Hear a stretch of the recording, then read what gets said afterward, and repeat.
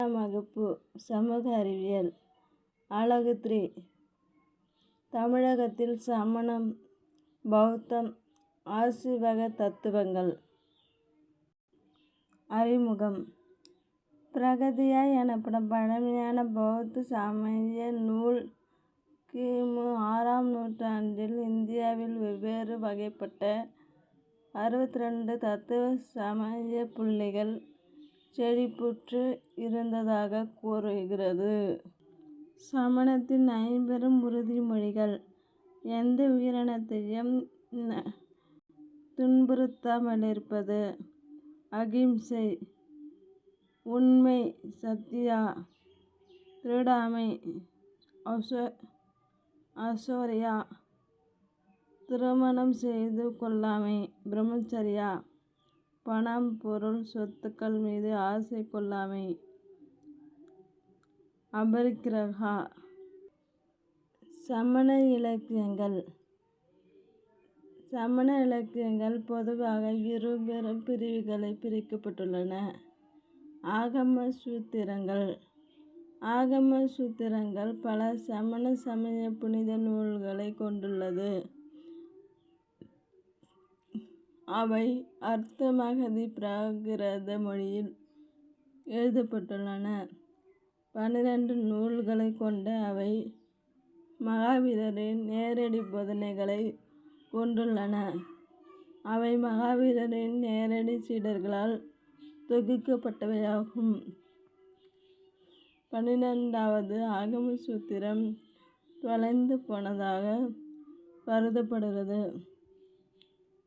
ஆகமங்கள் அல்லாத இலக்கியங்கள். ஆகமங்கள் அல்லாத இலக்கியங்கள் என்பன ஆகமங்கள் மேல் எழுதப்பட்ட உரைகள், விளக்கங்கள் தனிநபர்களால் எழுதப்பட்டு துறவிகளாலும் அறிஞர்களாலும் தொகுக்கப்பட்ட நூல்கள் ஆகியவற்றை உள்ளடக்கியது. பிராகிருதம், சமஸ்கிருதம், பண்டைய மராத்தி, ராஜஸ்தானி, குஜராத்தி, இந்தி, கன்னடம், தமிழ், ஜெர்மன் மற்றும் ஆங்கிலம் ஆகிய மொழிகளில் எழுதப்பட்டுள்ளன. மொத்தம் 84 நூல்களுக்கு அங்கீகாரம் வழங்கப்பட்டுள்ளது.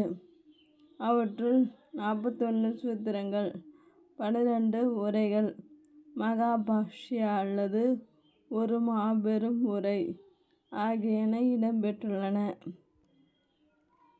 41 சூத்திரங்கள் என்பது 11 அங்கங்களையும் ஸ்வேதாம்பரர்களால் பின்பற்றப்படும் நூல்கள், 12 உப அங்கங்களையும் நெறிமுறை குறிப்பேடுகளும், 5 சேடாக்களையும் துறவிகளுக்கான நடத்தை விதிகள், 5 மூலங்களையும், சமணத்தின் அடிப்படை கோட்பாடுகள், பத்ரபாகுவின் சூல்பசூத்ரா போன்ற 8 பல்வகைப்பட்ட நூல்களையும் கொண்டுள்ளது. பஞ்சதந்திரம் என்னும் நூலில் பெருமளவில் சமணத்தின் தாக்கம் இருப்பதாக நம்பப்படுகிறது.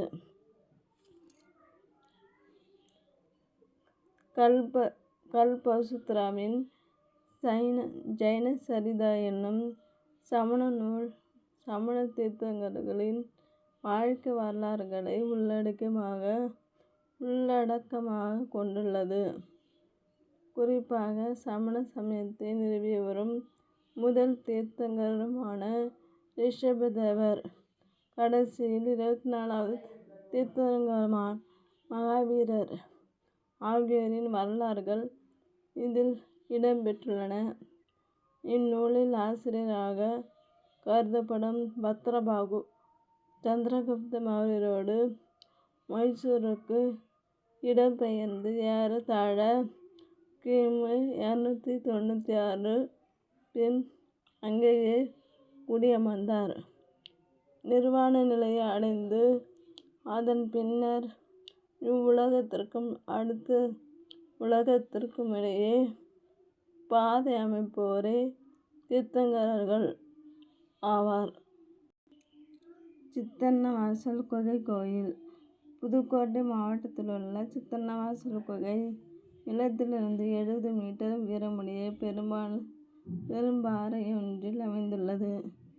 இதன் ஒரு முனையில் 7 அடி பட்டம் எனப்படும் இயற்கையாக அமைந்த குகையும் மற்றொரு முனையில் ஒரு குடைவரை கோவிலும் உள்ளன. வேலி அமைக்கப்பட்டுள்ள குகையின் பின்னே தரையில் 17 சமண படுக்கைகள் அமைக்கப்பட்டுள்ளன.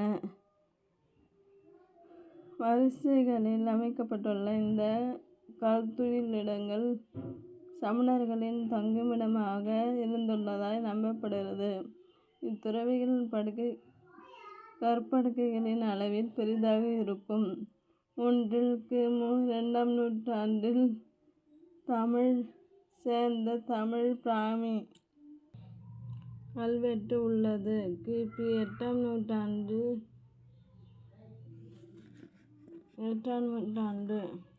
அதற்கு பின்னரான காலப்பகுதியை சேர்ந்த கல்வெட்டுகளும் உள்ளன.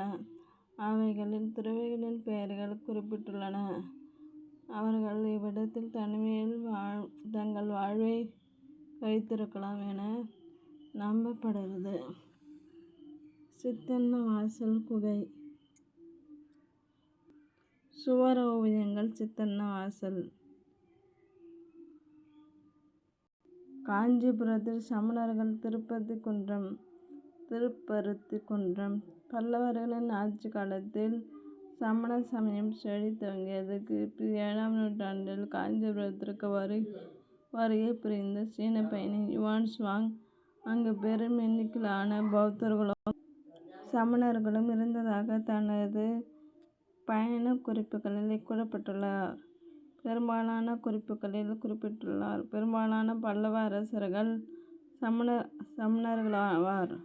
பல்லவ மன்னன் மகேந்திரவர்மன் தொடக்கத்தில் சமணரான இருந்தார். காஞ்சியில் 2 சமண கோவில்கள் உள்ளன.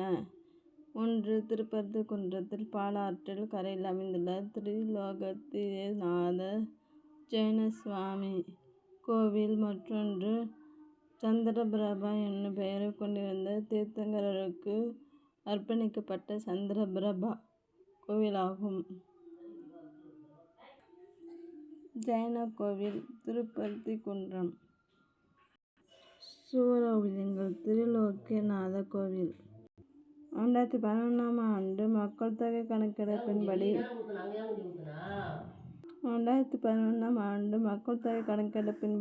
தமிழ்நாட்டில் சமணர்களின் எண்ணிக்கை 73,359 ஆகும். மொத்த மக்கள் தொகையில் இது 0.12 விழுக்காடு ஆகும்.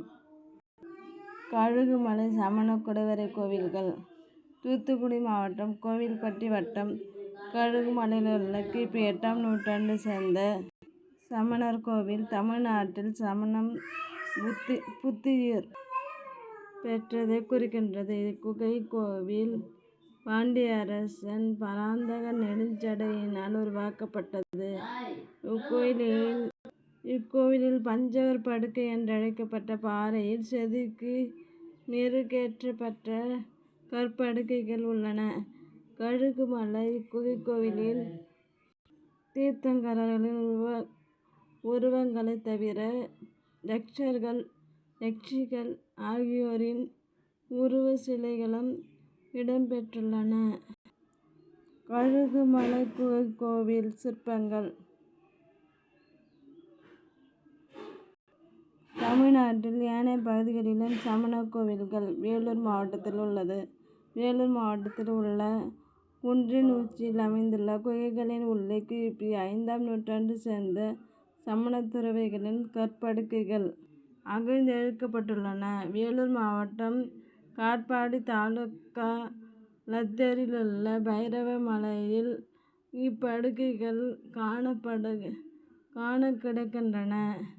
3 குகைகளில் 2 மட்டுமே கற்படுக்கைகள் உள்ளன.